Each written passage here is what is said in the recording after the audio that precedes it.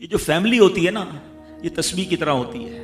اور ہم نے دیکھا ہے کہ یہ جو ہے نا تسبیح کے اوپر والا حصہ، یہ ماں باپ ہوتے ہیں. جب یہ چلے جاتے ہیں نا تو اپنے بھائی بہنوں کو جس طرح تسبیح کے دانے بکھرتے ہیں نا، اس طرح بکھرتے دیکھا ہے. جب تک ماں باپ ہیں پہلے تو ان کی برکتیں لینا، اور جب یہ چلے جائیں نا تو یہ دانے بکھرنے مت دینا، جوڑ کے رکھنا اپنی فیملی کو. یہ فیملی یہی تو پیار ہے زندگی میں. تھوڑے سے پیسوں کے لیے بھائی بہن لڑتے ہیں، جائیداد کے لیے بھائی بہن لڑتے ہیں، تھوڑے کاروبار کے لیے لڑتے ہیں. ارے قربان کر دو، کوئی بات نہیں، بھائی کو تھوڑا زیادہ چلا جائے، بہن کے میری بہن کے گھر میں ہی جا رہا ہے نا، یہ تیرا ہے، یہ میرا ہے، نہ کیا کرے. یہ گھر کی محبتیں آپ کو بہت ساری بیماریوں سے بچاتی ہیں. حدیث پاک میں آتا ہے جس کا مضمون ہے جو چاہتا ہے کہ اس کی زندگی میں اضافہ ہو جائے، عمر میں اضافہ ہو جائے، بری موت سے بچے، اسے چاہیے کہ وہ صلہ رحمی کرے. صلہ رحمی کیا ہے؟ اپنے رشتہ داروں کے ساتھ اچھا سلوک. اور رشتہ داروں میں the closest family member جو ہے وہ بھائی بہن ہیں، وہ ماں باپ ہیں، بیوی بچے ہیں. ارے ان کو چھوڑ کر دنیا سے محبتیں جتا رہے ہو؟ نہیں میرے پیارے اسلامی بھائی. تو اپنی بچیوں کے ساتھ اور اپنی بہنوں کے ساتھ بالخصوص اچھا سلوک کرنا. خوش نصیب ہے وہ بھائی جو بہنوں کا مان ہے، خوش نصیب ہے وہ جو والد جو اپنی بچیوں کے ساتھ اچھا برتاؤ کرتا ہے. بہنوں کی دعائیں بھائی کو بہت اوپر لے جاتی ہیں. خوش نصیب ہے وہ بھائی. اچھا ہمارے ایک اور نظام پتہ ہے کیا ہے کہ جب تک ماں باپ کے ساتھ رہ رہے ہیں تو چلے بھائی بہنوں میں پیار ہے.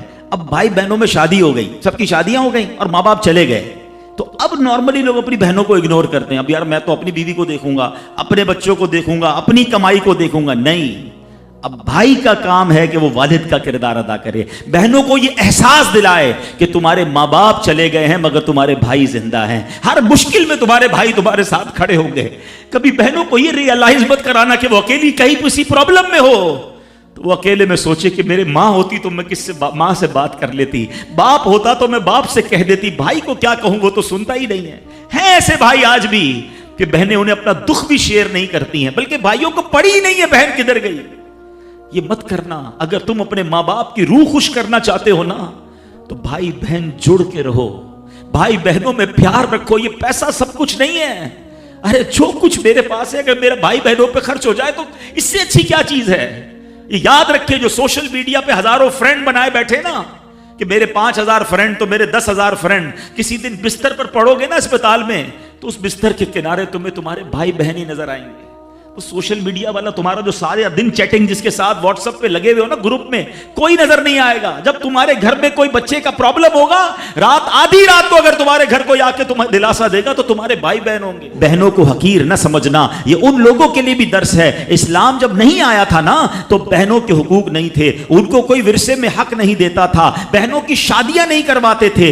مگر آج بھی کچھ قبائل سنا ہے ایسے ہیں، آج بھی بدبخت کچھ لوگ ایسے ہیں جو بہنوں کے حق دبا لیتے ہیں. ارے بہنیں تو غم گسار ہوتی ہیں، بہنیں تو بھائیوں کا مان ہوتی ہیں. ارے بہنیں ہوتی ہیں تو گھر میں رونق ہوتی ہے. ارے بہنوں کو عزت دیا کرو، بہنوں کو پیار دیا کرو. اللہ کے حبیب فرماتے ہیں ایسا بھی ہوا کہ کچھ لوگوں کی ماں باپ جلدی چلے گئے، اب بھائی پر بہنوں کا بوجھ ہے. ایک صحابی کے بارے میں آتا ہے ان کی 6 یا 7 بہنیں تھیں اور سبحان اللہ وہ اپنی بہنوں کو انہوں نے پالا، اپنی بہنوں کو باپ بن کر پالا. ان کے بالوں میں کنگھی بھی کرتے تھے. اور جب بہنوں کی شادیاں ہو گئی، بہنیں بڑی ہو گئی، اپنی شادی تاخیر سے کی اور شادی بھی کسی بیوہ سے کی. پوچھا گیا کہ کیوں بیوہ سے شادی کی؟ کہا میری بہنوں کو ایک ماں کی حاجت تھی، میں کوئی جوان لڑکی لے آتا تو بہنوں کا کیا ہوتا. اللہ اکبر. یہ صحابہ کا انداز. اور آج جو بہنوں کا حق دباتے ہیں، آج جو بہنوں کو ذلیل کرتے ہیں، نہ کرنا.